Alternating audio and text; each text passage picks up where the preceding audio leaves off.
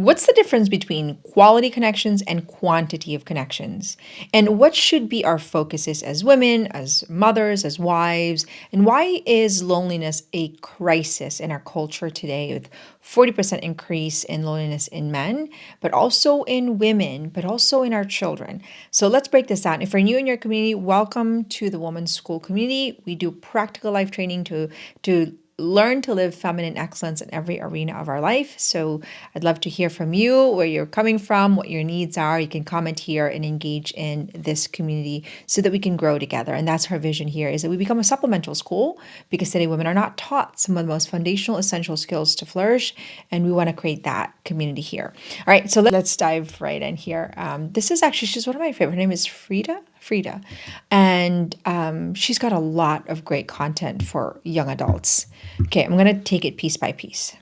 The problem is we frame the discussion of, we need to get kids off social media, but it's like, well, then what? Like, there's no community left for a lot of these young people. Where are they going to go? And, that's why. Okay, this is so important for us to just think, okay, we want, as mothers, we don't want our children to be tethered to their phone, but what are the options?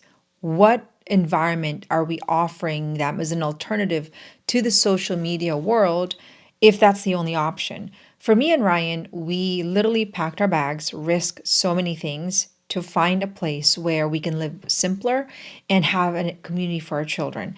We have to make some of these tough choices. We have to be creative. If it means creating an environment for our children to have quality connection, and that's the goal, so that they get off their phone and offer an alternative. Now, you can probably come to me and say, January, but I just can't do that. My husband's work. If you focus on that it's not possible, then you're not going to find the solution. We don't need a lot of friends. We need a few good friends. And so focus on the solution. Be a woman of solution, like we talk about in the Women's School. That is a self-image. And so if you feel like this is a crisis in your life and say, you know what, I don't want my children to be on social media, then I have to offer an alternative and become a woman of solution, be creative. Simultaneously, you have to also ask yourself, are you having deep layered connections in your community? Are you fulfilled in your conversation? Or are you also somebody, whether you're single or married, tethered to your phone, where you have quantity of connection, but not quality of connection? Quantity meaning that you have so many little micro reels or posts, and you're having this quick text, which has its purpose, but it doesn't nourish us at a very deep level. We are dynamic human beings. We need depth, we need meaning, we need purpose. And so we need the friendship that's going to also meet our greatest needs for depth and connection. And so we need to ask ourselves, do we have quality connection in our friendship day to day? Because essentially it's not what's taught, it's what's caught for our children. So we need to be able to model that. Okay, here. When people get off social media, they sometimes say, I felt really lonely and anxious and weird. And it's like, well, yeah, because you don't have friends or a community. And we have to ask ourselves, who are the women that we surround ourselves with?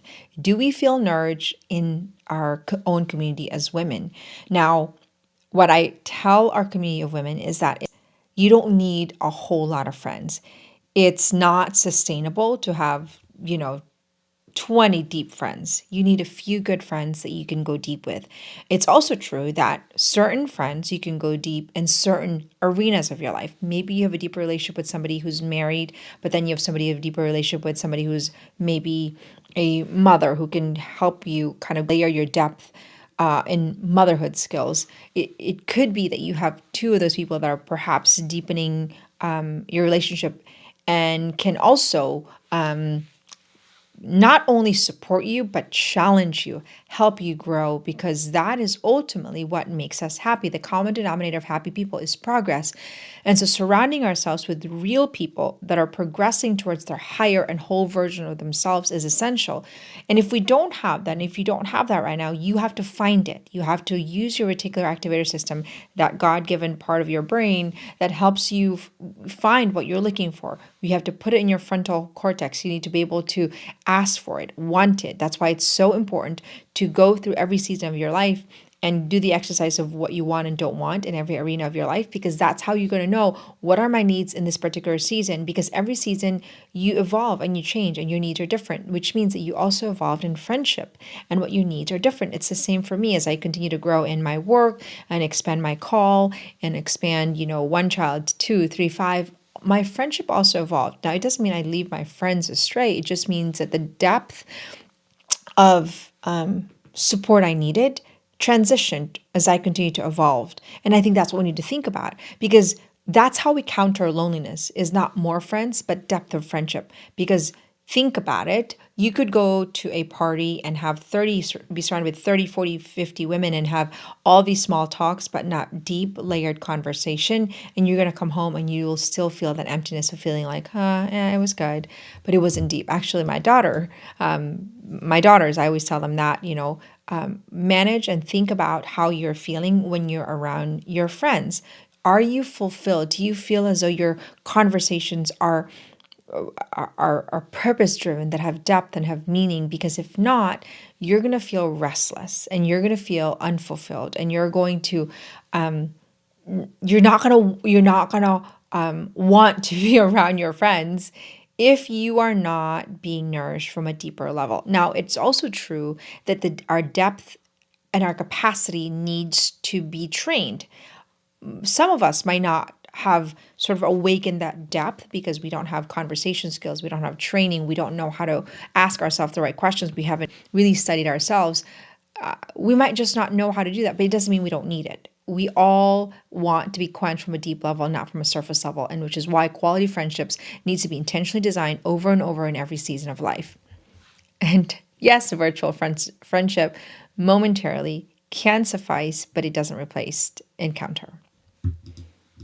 You've been relying on social media for that. So I think parents, as much as they can introduce face-to-face, in-person things into their children's lives, and whatever their child is doing online will always be a bad substitute for the real thing. It's like, even if they're saying to you, I love talking to my BetterHelp therapist, she's amazing. It's like, okay. So before I go to move to the next point, what's important about connection is not just the environment providing that opportunity, but the skill, the competency of learning how to connect, conversation skill, learning actually to have deep, meaningful conversation. Because imagine being surrounded with quality people, but you don't know how to access them because you're not skilled.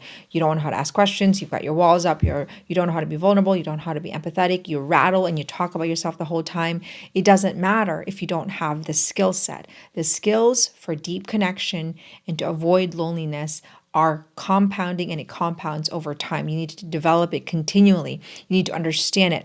So the competency around connection is so clear and essential. And we don't talk about loneliness as actually a connection and conversation skill set. We just think, oh, women are lonely because they're isolated. Yes, that is also true. We are physically isolated, but even if we have people around us, we don't know how to go deep with people because of a lack of skill, of connection and depth. It doesn't matter. And so that's an important part of loneliness, is our capacity to build and layer our skill set over time.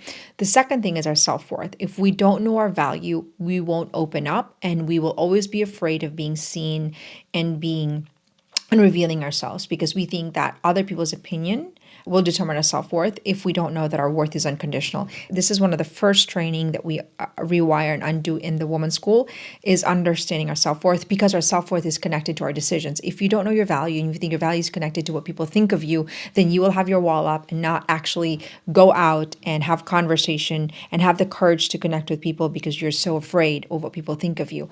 Our self-worth is pivotal in our quality of life, but often we don't have the skills to connect the dots. It's essential not only in our connection, but really in every arena of our life. And so this is sort of multi-layered, from the fact that creating an environment, to developing the skill set, to understanding our self-worth, to understanding our need for depth. This is all connected, and these are all rooted in our layered compounding, I call a skill stack, because it's not just one skill, it's all the skills really, because in order to have quality friendship, you need to know how to empathize, how to make decisions, how to draw firm boundaries, how to go above and beyond, how to have conversation, how to listen, how to ask great questions, how to hold people accountable, how to be a woman of commitment, how to be a woman who follows through with her word. All these are just skills that we are not born with, that we have to learn. That we become confident when we grow in competency. But the problem is that women are just expected to know it. Just because we're born a woman doesn't mean we know how to be one. We know how to act, as a woman. And I think these things need to be, these beliefs need to be undone, because women today feel like a failure because they don't know how to have friendship or connect deeply with people. And I think that we need to start acknowledging that women are simply undertrained, which is why they're not flourishing, because they don't have the skills to actually develop these relationships. She goes further, which I think is so important. A better version of that would be an in-person therapist, and a better version of that would maybe be a community where you can actually talk to people about your problem and they know you personally, and you don't have to pay once a week. That I think we have to look at what young people are addicted to and think what... Okay. We have an explosion of our therapy, therapist, and I'm all for it. I believe in therapy, but it has replaced friendship. What used to be, let me go to my friend and just wrestle with something that's difficult, because we are afraid to open up. We're afraid to be vulnerable because we don't have it all figured out, because we know that we're ashamed when we don't. We live in this culture, and people don't know how to actually have engaging conversation. We have to go to a therapist to be heard, to talk to go deep. And that is a tragedy, because some people can't pay for therapists and some people don't want to go to therapy. I think what we need is depth of friendship and knowing how to do this. And we need to create an alternative for our children so that we don't set them up for future loneliness. We don't set them up for future, therapy. I mean, at some degree, we all need to unlock and unblock. That's what therapy does.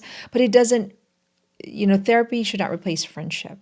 But ultimately, it's how we model in our own lives as women. How are we developing the skill that we need to have that great friendship? How are we developing friendship that allow us to flourish? And how are we choosing our friends? And how are we a better friend?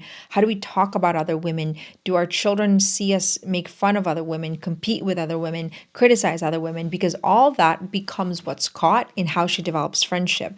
This is something that has to stem from us. We are the root that allows whatever we plant to flourish. And if we are planting comparison, competition, inconsistency, making fun of other women, low self-worth, lack of conversation skill, that is what's going to grow in our children's lives, whether we like it or not. So it is incumbent upon ourselves to actually grow the skill set so that we can have greater depth, connection, meaning which we all universally desire as women. That's the way God designed us. We just need to train up for it. And that's really what we offer, a very comprehensive training in the women's school, because it's all connected. The skill for boundaries is connected with your skill to conversation, to make decisions. It's not one, it's all of them. And that's why we need to understand that it's not an arrival, rather an evolution of a continuous growth as a woman. And that's what's necessary in our culture to have greater human flourishing, to have greater connection, greater depth, and really become a greater vessel of contribution to our friends when we know and we are skilled in knowing how to do this and do it well.